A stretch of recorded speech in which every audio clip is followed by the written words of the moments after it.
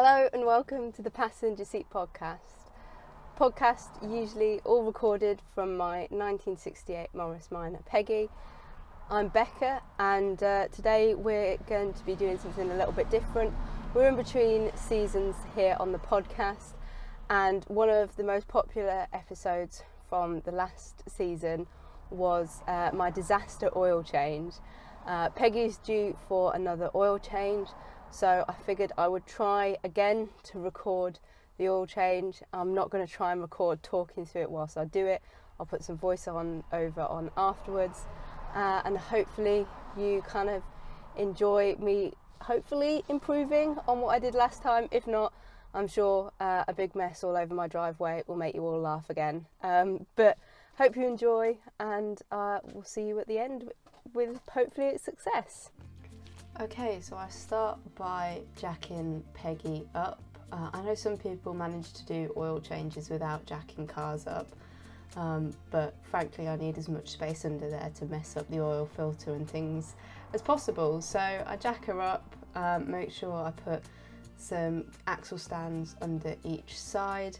I try and get it as high as I can on this trolley jack, which is usually like the third slot on these axle stands if I'm lucky.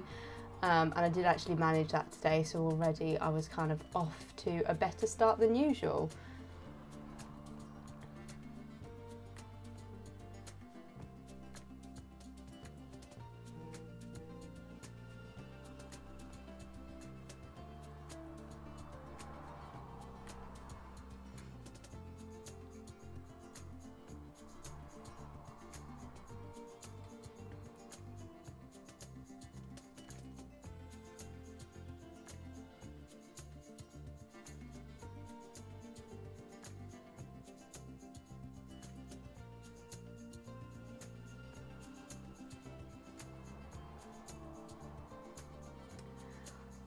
Then I went and remembered to actually remove the oil filler cap this time. I'm not sure how much of a difference it makes, but apparently it helps a little bit with the oil actually coming out of the engine.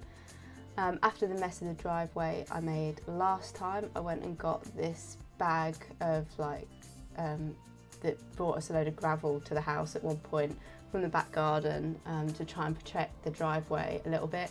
Had the added bonus of the potential of spiders crawling all over me, so extra peril with your oil change. Got my trusty old washing up bucket for collecting the oil and kind of positioned it much more towards the back whilst the most of the sump came out, and then I'd move it forward later. Took me a while to get the sump plug loosened off. I know that I'd made it kind of particularly tight after all the leaking issues last time I did this, so worked kind of to try and get it loose, and in the end I did have to kind of get Jamie to have a go. He was having a go with a ratchet, and then he also went back to the spanner, and eventually he got it loosened off just enough to then leave it to me. But yeah, it wasn't keen to come off. I think I'd got it just that little bit too tight really, but yeah, once it was loosened I came back in and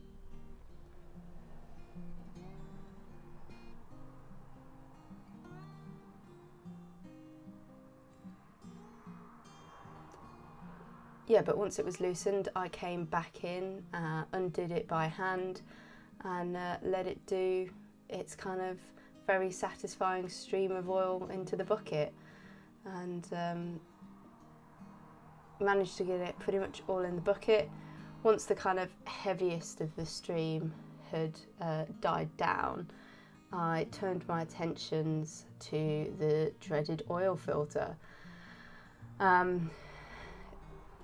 Kind of worked out which size spanner it was because I couldn't remember, to try and loosen it off. Moved the bucket a little bit closer, as it was turns out to be a little bit of a mess regardless, and not much of it goes into the bucket. But yeah, so eventually get it kind of loosened off. ratchets are confusing apparently. I struggle enough with kind of left and right, but then when you're kind of upside down working on a bolt that's above you or to the side of you or whatever, working out which way is lefty loosey and righty tighty is pretty difficult. So yeah, eventually I think I managed to get it sorted. And I'm a bit more aware of kind of the feel of it this time after last time, as to kind of when it's gonna come off, which is a bit of a bonus because it meant that I was hopefully going to be able to catch it a little bit, and stop so much of it falling all over the place in the bucket. But it does take me a while. Again, I think I tightened this bolt really tightly in the hope of getting a better seal on that gasket that's in there, and it was not an easy task.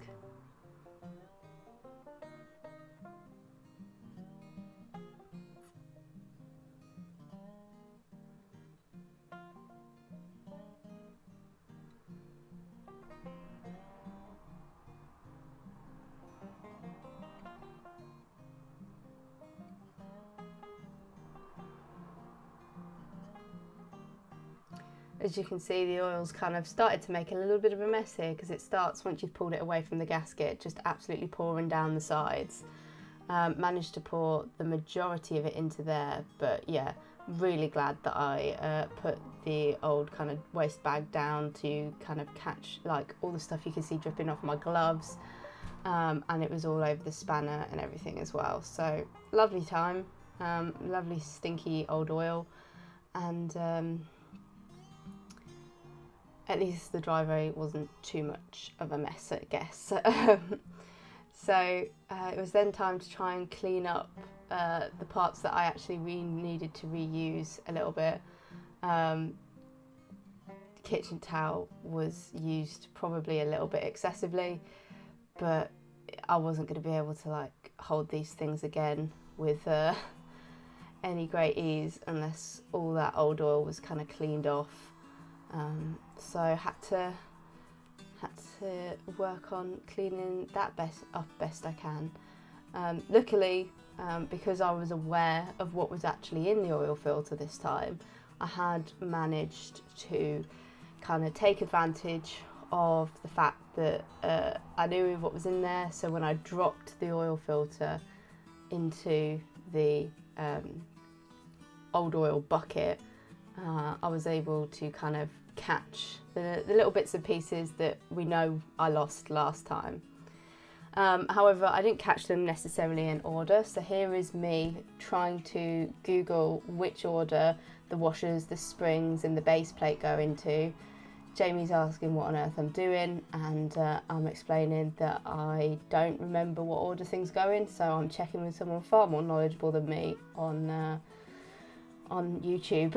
And yeah, once I'd got confirmation that it's washer, spring, washer, base plate for the filter, I cleaned all those little washers and springs and things off, and started to try and reassemble it.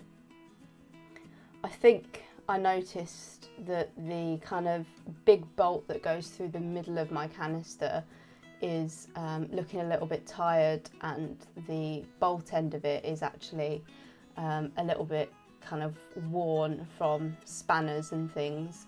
So I think if I don't go for a screw-on conversion next time, I'm going to at least treat it to a new bolt, because that'll just probably make things a little bit easier. Then comes the dreaded gasket.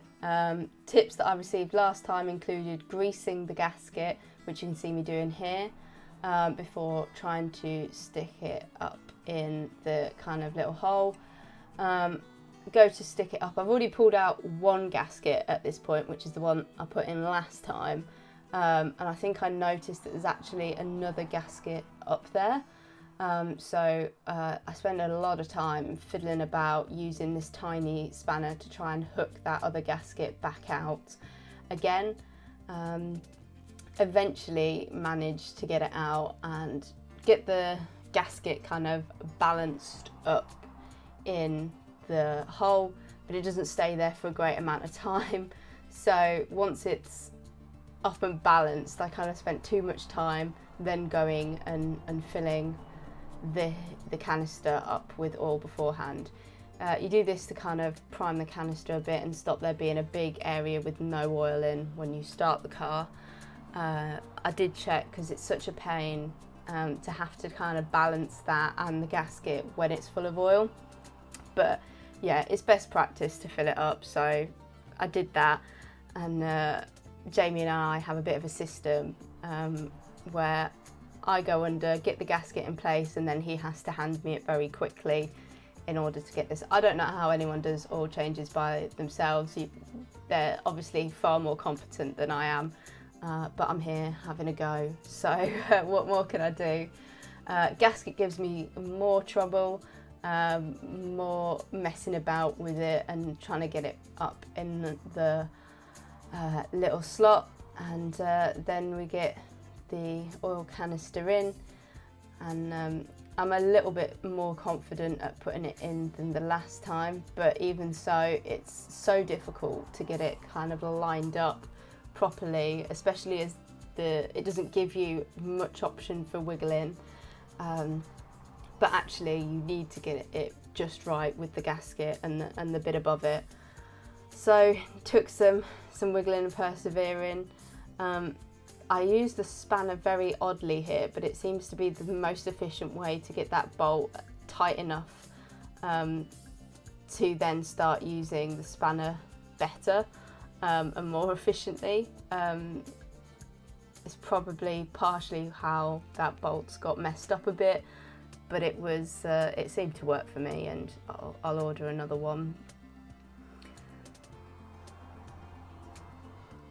There was quite a lot of fiddling about. Jamie was actually watching from above, and he takes the camera here and shows you kind of what it looks like from above. So if you've done an oil change all by yourself before, you've probably never seen this angle, but you can see Jamie's kind of directing me as to whether the gasket is in on the sides that he can see, which gives me a bit more of an option as to whether I think it's all lined up.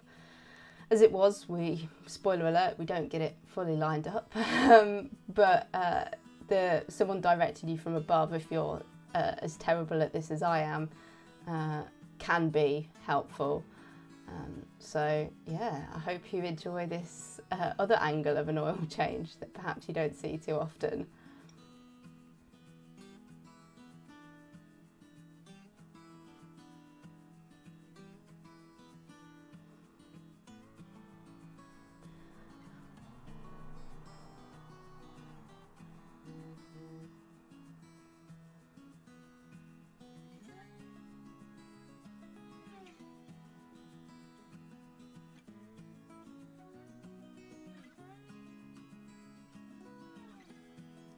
So once we were reasonably confident with that, I went to put the sump plug in. Here you can see me doing my best beauty guru impression of showing you my brand new sump plug.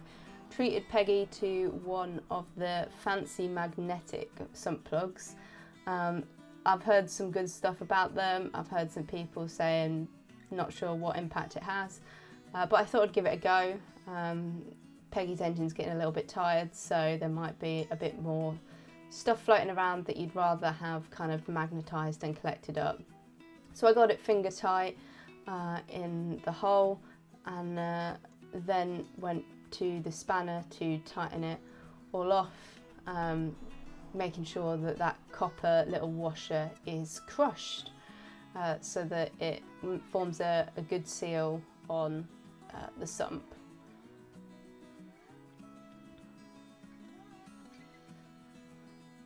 It was time to fill the engine back up. I believe a Morris Minor engine takes 4 litres of 20W40. My can was about 5 litres, and as chaotic as I am, I just pour it straight in. I don't use a pourer or a funnel, and end up tidying up after myself afterwards as a result.